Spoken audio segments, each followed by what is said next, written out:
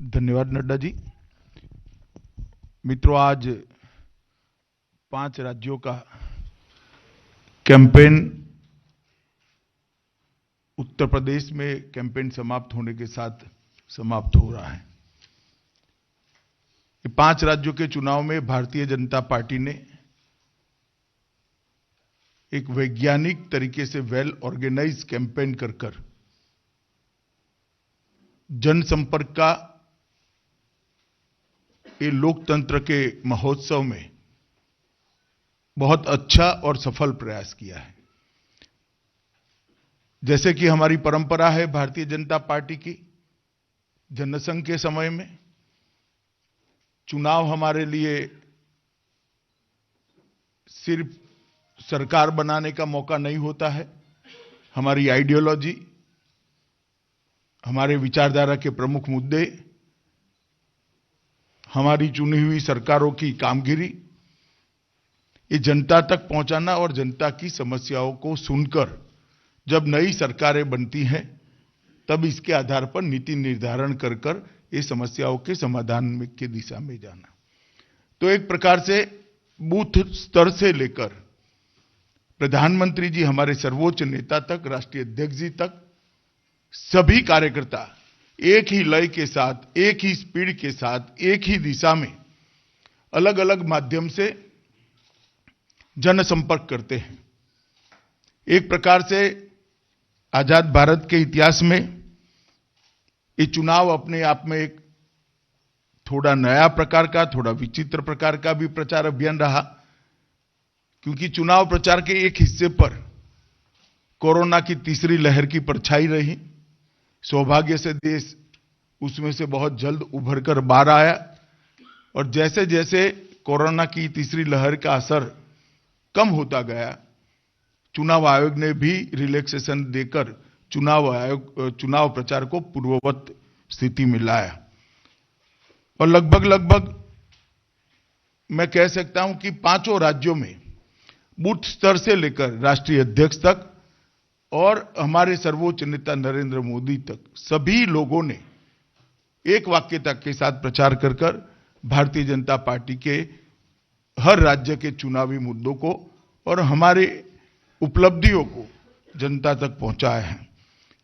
और मैं 5 राज्यों में मैं भी प्रचार अभियान में नड्डा जी के नेतृत्व में जुड़ा रहा, तो मैं निश्चित रूप से कह सकता हूं कि भारतीय जनता पार्टी के प्रचार अभियान को 5 राज्यों में जनता ने एक बहुत अनुकूल प्रतिसाद दिया है। लगभग 7.5 साल से ज्यादा समय से देश में भारतीय जनता पार्टी की पूर्ण बहुमत की सरकार चल रही है और नरेंद्र मोदी जी वो सरकार का नेतृत्व कर रहे हैं। प्रधानमंत्री जी के नेतृत्व में भारतीय जनता पार्टी की सरकार ने आजादी के बाद पहली बार देश के 80 करोड़ लोगों को इस बात का एहसास दिलाया है कि कोई चुनी हुई सरकार उनके जीवन स्तर को उठाना चाहती है।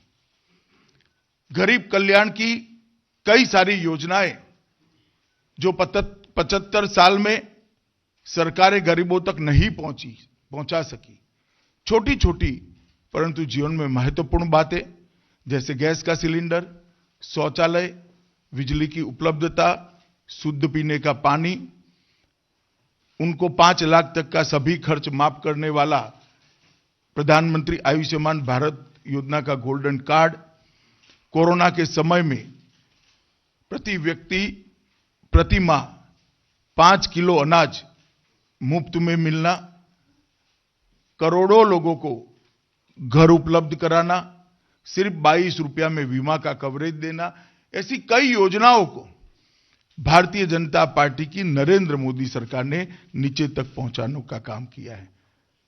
और मोदी जी ने जिस संवेदना के साथ इन योजनाओं का ताना बाना बुना, इतनी ही तीव्रता के साथ और बारीक आयोजन करते हुए योजनाओं को नीचे तक पहुंचे, इसके लिए खुद व्यक्तिगत स्तर पर प्रधानमंत्री जी के स्तर पर इसकी चिंता करी है, इसका फॉलोअप करा है।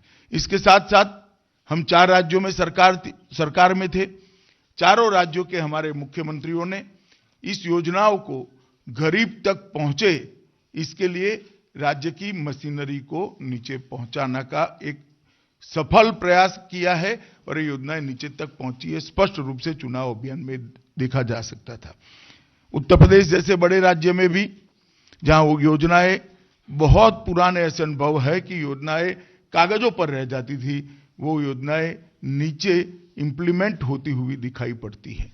किसी के घर में चले जाइए तो उनके कहिए, पूछिए कि माई क्या मिला, तो उसने कहा मुझे तो सब कुछ मिला है, घर भी दे दिया, गैस भी दे दिया, टॉयलेट भी दे दिया, शुद्ध पीने का पानी भी आता है, मेरे पास कार्ड भी है और चूल्हा चलाने के लिए मोदी ने अनाज भी भेजा है। जब ये सुनते थे तो सार्वजनिक जीवन के कार्यकर्ता के नाते खूब संतोष और आनंद का अनुभव होता था। इसके कारण स्वाभाविक रूप से ये पांचों राज्यों में नरेंद्र मोदी जी का लोकप्रियता आजाद भारत के बाद किसी भी प्रधानमंत्री की लोकप्रियता से ऊपर चरम सीमा पर दिखाई पड़ी और इसका सीधा फायदा भारतीय जनता पार्टी को होता हुआ इस चुनाव में दिखाई पड़ा है। और मैं इसलिए विश्वास के साथ कह रहा हूं कि हम चारों राज्यों में फिर से सरकार बनाने जा रहे हैं और पंजाब में हम हमारी स्थिति को बहुत बेहतर करेंगे। पंजाब में पहली बार हम गठबंधन के नेता के रूप में, गठबंधन की सबसे बड़ी पार्टी के रूप में चुनाव लड़े हैं। मित्रों, मैं थोड़ी डिटेल में बात करूं तो उत्तर प्रदेश में कानून और व्यवस्था में बहुत बड़ा परिवर्तन योगी आदित्यनाथ के नेतृत्व में आया है। सभी हेड, चाहे खून का हो, बलात्कार का हो, अपहरण का हो, धाड़ का हो, लूट का हो, सभी हेड में 30% से लेकर 70% की कटौती दिखाई पड़ी है। 700 दंगे जिस प्रदेश में होते हैं वहां एक भी दंगा करे बगैर 5 साल का कार्यकाल भारतीय जनता पार्टी की सरकार ने योगी जी के नेतृत्व में पूरा किया है। सारे माफिया कानून के तहत आज जेल में बंद दिखाई पड़ते हैं और महिलाएं, विशेषकर बच्चियां, अपने आप को सुरक्षित महसूस करती है। एक इसका बहुत बड़ा पॉजिटिव असर उत्तर प्रदेश की चुनाव में हमने देखा है। गरीब कल्याण की सभी योजनाओं को जो मोदी जी ने यहां से भेजी, योगी जी ने उसको नीचे तक पहुंचाने के लिए बहुत सफल प्रयास कर सफलता अर्ज की है। उत्तर प्रदेश में पहली बार डेमोक्रेसी नीचे तक परकोलेट होती हुई दिखाई पड़ती है। जातिवाद, परिवारवाद और तुष्टीकरण तीनों नासूरों को मुक्त कर आज लोकतंत्र को उत्तर प्रदेश में आजादी के 75 साल के बाद पहली बार पनपते हुए हम देखते हैं।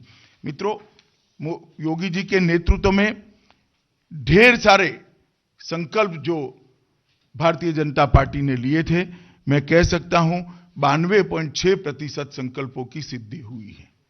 भारतीय जनता पार्टी के संकल्प पत्र उपलब्ध है उत्तर प्रदेश भारतीय जनता पार्टी की साइट पर, आप उठाकर दे सकते हैं।